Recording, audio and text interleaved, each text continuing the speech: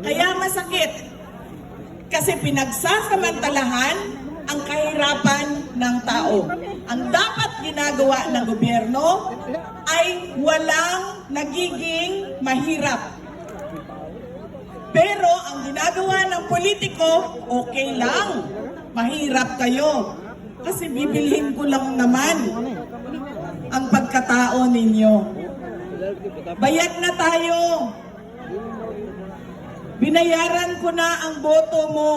Bakit ko pa tutuparin ang ating mga pangako? Bakit ko pa kailangan magbigay ng programa at proyekto? Tapos na ang transaksyon natin. Bayad ka na. Kaya wag natin ulit-ulitin. Ngayong darating na halalan, baguhin natin ang ugali natin sa pagpili ng ating mga leader. Dapat kinikilatis natin. Oo, natuwa ako. Pero anong pangako mo noon? Tinupad mo ba? Oo, galing ka sa malaking politikal na pamilya.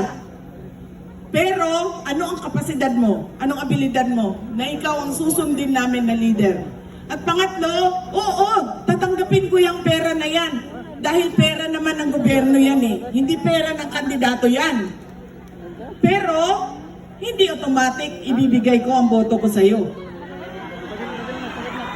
Hindi mo pagmamay-ari ang pagkatao ko dahil nagbigay ka ng pera na hindi naman sa'yo, na galing sa programa ng gobyerno. Kailangan, tama, galing sa buwis.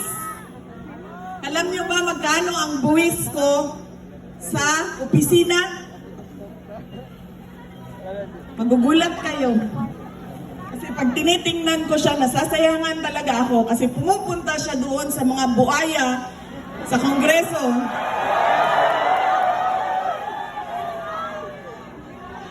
Ang tax na binabayaran ko nasa 1 milyon isang taon. Lahat ng mga bawas-bawas at kung anong bawas sa sweldo.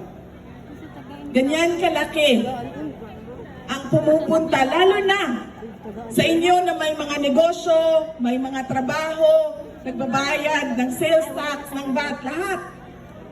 Pera natin yan. Nagtrabaho tayo, tinax tayo, pumunta sa mga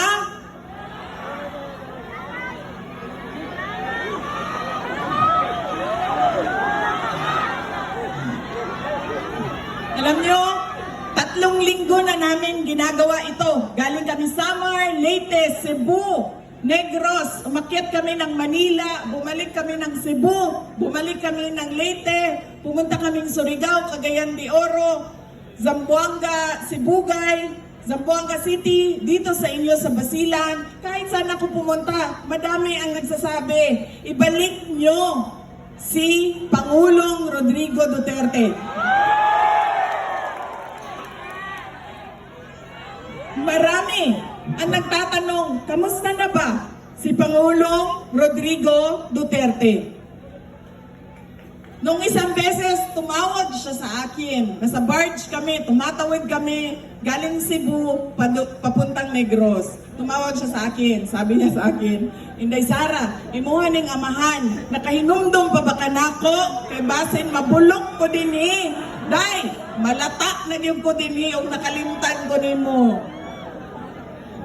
Sabi ko sa kanya, huwag ka mag-alala dahil sa sobrang daming ng mga Pilipinong kababayan natin ang nagdarasal para ikaw ay maibalik sa ating bayan. Kaya ang laki ng pasalamat namin dahil kayong lahat, iisa ang panawagan at iisa ang dasal.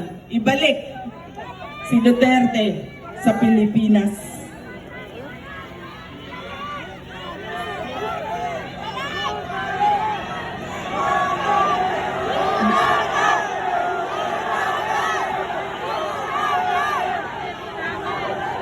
Tama. Duterte!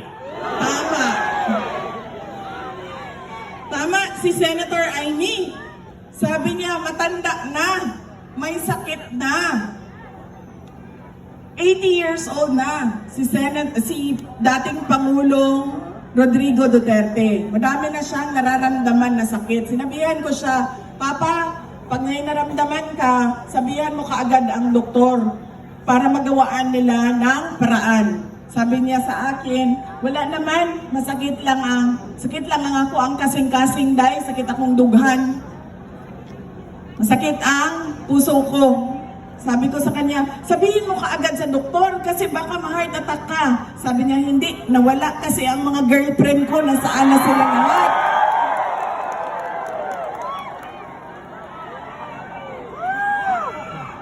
Sabi ko sa kanya, huwag ka mag-alala. May 2 girlfriend ka na nag-aantay dyan sa labas ng detention center. Nag-aaway pa sila sa'yo.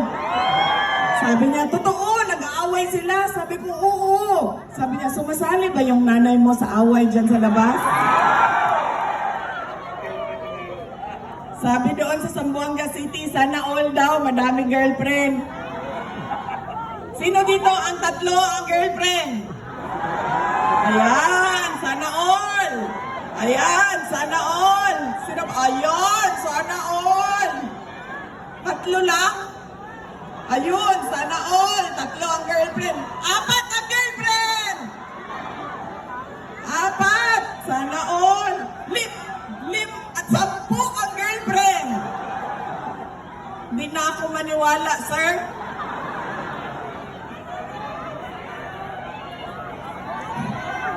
Grabe naman na yung 10. Umiinom ka na nung kape na galing sa Zamboanga City, ano? Ano yun? Harimaw-maw? Hari-harimaw? Tsaka yung isa, ano yung isa? Yung may kabayo? Sabi niya, sabi mo, nalasing na sa kape ito. Ang hirap nga ng 2, 10 pa. Senator Robin, ikaw.